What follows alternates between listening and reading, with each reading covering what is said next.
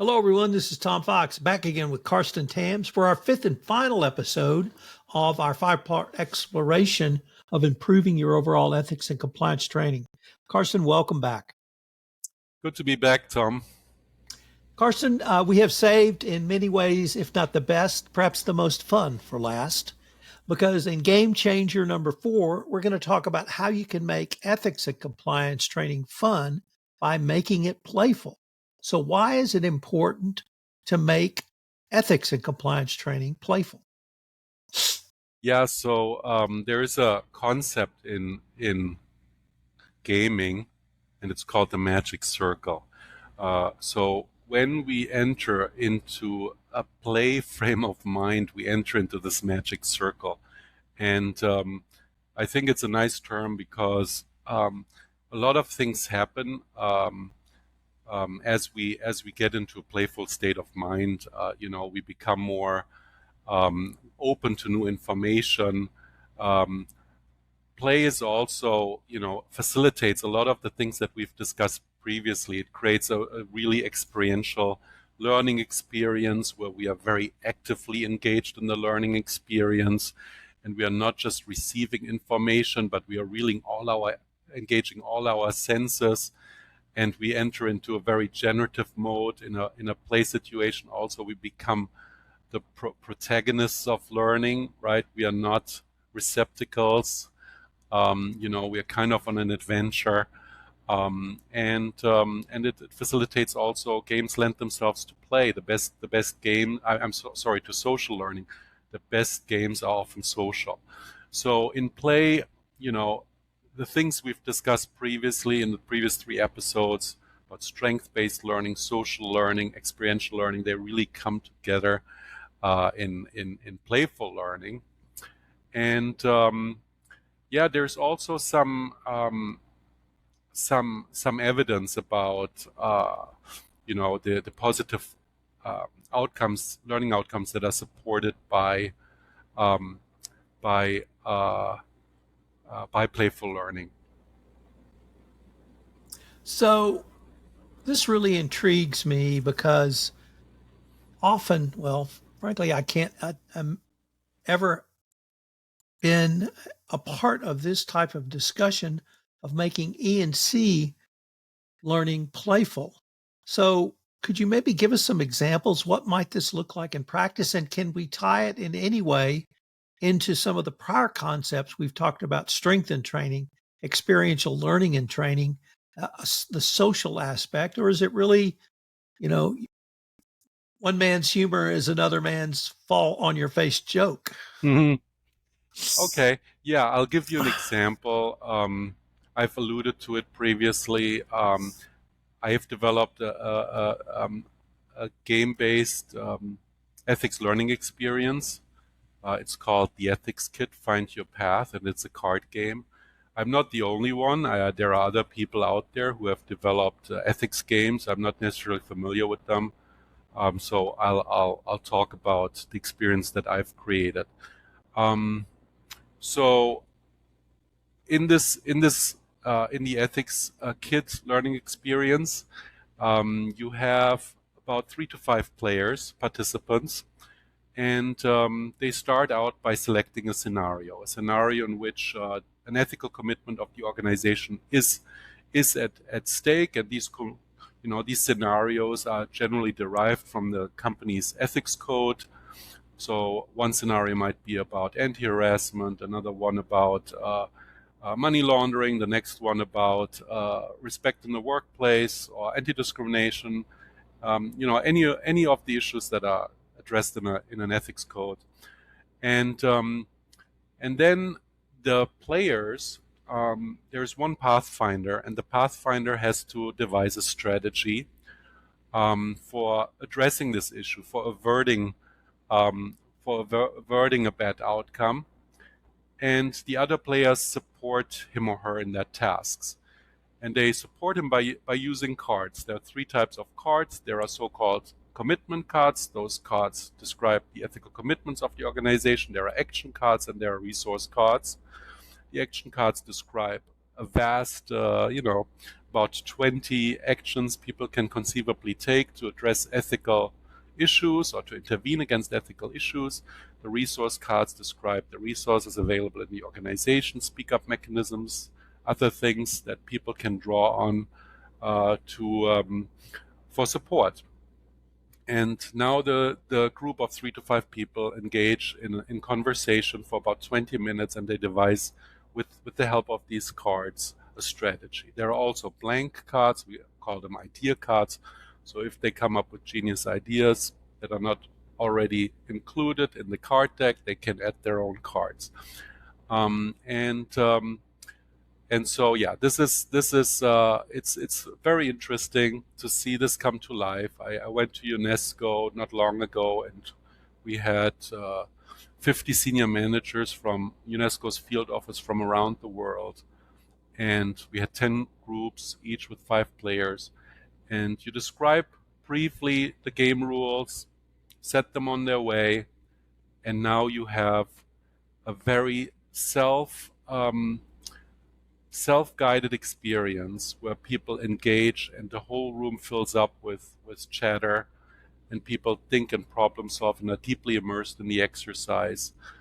It's very open-ended, so it's not a check-the-box binary answering of questions. People are challenged to really use their ingenuity, their creativity, to bring together their diverse perspectives, weigh them against each other, make trade-off decisions. So it very much resembles a real-life situation. And the player, that's also important, and that's where it ties back into the strength-based perspective, which we discussed as Gamechanger #1.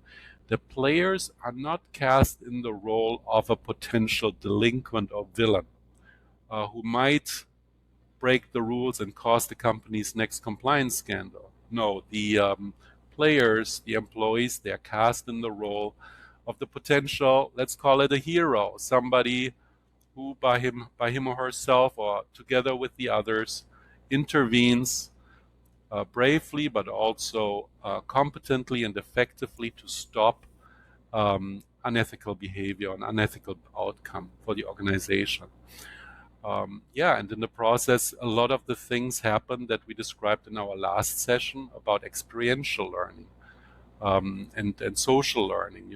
People hear others talking about ethical values, hear others talking about how can we avert this unethical outcome. You see others take agency, so you realize you're not on your own. When you feel something is going badly. There are others you can rely on. So these are some of the benefits that a playful, social, and strength-based learning experience can produce. Carsten, could playfulness also be in the form of how the training is delivered? And by this, I mean potentially animation, potentially music, potentially a very cool graphic design of some sort. Could that also be something that would be considered playful, but the desired goal is to drive engagement? Mm-hmm. Yeah, I think all of these things can benefit. I think, and I'm speaking here also from my personal experience. Sometimes, some of the ethics compliance training that I see, and that frankly I've also produced myself some years ago. It's incredibly clean and corporate looking, people in suits, etc. And high quality, high production value. But I do absolutely favor the idea of loosening things up, engaging different people's senses on a different level. Bring in humor, bring in video, bring in animation. All of these things can add value. However, I think it's important to make sure that these things are not used as a gimmick. We talked about that a little bit in the first when we talked about the first Gamechanger. I think it's first vital that we decide, okay, what should people learn? And is that learning meaningful to the learner? And this is where strength-based learning really comes in. If you address the learner really just as a potential delinquent and don't recognize them also as a possible agent, moral or ethical agent who can actively participate in upholding ethical values, then I think adding cartoons and humor, etc., is a little bit like what the English call lipstick on a pig. It is cosmetic. It doesn't ultimately. It will entertain people a little bit. They will walk away from your training and say it wasn't so bad, but will they come away and say, "Wow, this really empowered me. This really gave me valuable tools to address the ethical issues I may encounter in my own work experience"? No, I don't think so. If that makes sense. It does. The We've gone through some of the tips to make learning more playful for the E&C professional, but I'd like to maybe use our final time together, Carson, to maybe summarize two or three key points we both have felt or both have obtained throughout this podcast series. And I'm going to start because one of them is you have given me, which I put into the show notes, several sources and background references that you've used over the years, but also we've made available to the listener should they want to take a deeper dive into this. And this type of approach, different types of approach to some of the game changers we've discussed, has been around. I mean, you cited Plato and Confucius, but at least for 100 years. So experiential learning from the 1930s, or perhaps even earlier. And so these are strategies that have been around and have been commented on in books and research papers literally for 100 years. And that was sort of my first sort of aha moment. And I say that because I'm not sure compliance professionals have been given that information and have been trained in that way. So that's sort of number one. Number two is, as you always tell us, it's about the UX. And it's as important as check the box is. It's really about the UX. So that's sort of my couple of takeaways. And the second is, self-obvious or self-evident. But the first one really struck me that we're not talking about things that are really new and different. We're talking about ideas and concepts and strategies that have been around for a long, long time. What are maybe two or three of the sort of top takeaways you'd like to leave our audience with? Well, my first takeaway is that you are excessively generous because I believe your middle name is UX. It's actually Tom UX Fox. No, but there's definitely a meeting of the minds between you and me on that point. Ethics, ethics cannot be effective if it's not engaging. If the recipient of what we are doing with our codes and our training and our websites, etc., doesn't feel that this speaks to them, that it's meaningful to them, and that they are also being appreciated, as partners, as colleagues, respected and valued. So that cannot be emphasized and repeated enough.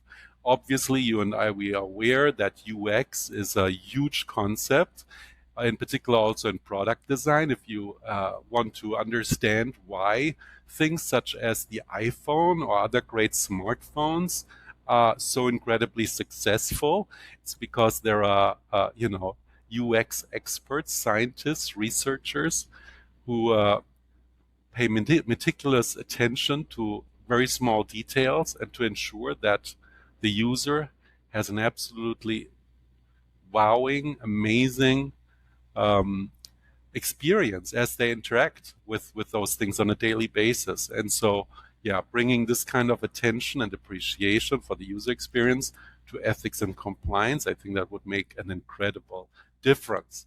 Now, why are we where we are? I think you analyzed the problem very well. The science of education and of learning is to a large degree absent, sadly, when we look at a lot of the conventional training that is out there. And, that dominates the market in terms of revenue. People spend companies in aggregate spend billions of dollars on e-learning. It's a huge business. But any evidence for impact, for effectiveness, behavioral change has yet to emerge. I'm sad to say. To the contrary, there seems to be indication that a lot of that learning does not really move the needle that much. And why is that? I think it has to do with with the fact that we are not diverse enough in this field. It's the field was in its emergence was dominated by not so much lawyers but prosecutors, and they have a particular mindset, which is a great mindset, but it's not necessarily a mindset that helps you design effective training or write an effective code. For that, you need people who come from behavioral backgrounds, human sciences, philosophers, psychologists, learning professionals. They understand. They know all of these things that we've been discussing. That those are completely established. Nothing new under the sun there. So that's maybe what I would say in summary. But I'm hopeful, because there are some organizations who understand that, and they do complement their training initiatives, learning initiatives with solutions reflecting some of the ideas that we've been discussing here. 4 game changers. First one, strength-based learning. Second one, experiential learning. Third one, social learning. And the fourth one, playful learning. Yeah, and I hope the series helped people also get a little bit more aware of that and hopefully be able to make good use of it. Well, Carsten, we have come to the end of our time for this episode and the end of our time for this series. I have to echo what you just said as ditto, ditto. And I hope we can continue this conversation. I love that. It's always good to be on your show, Tom. Thank you.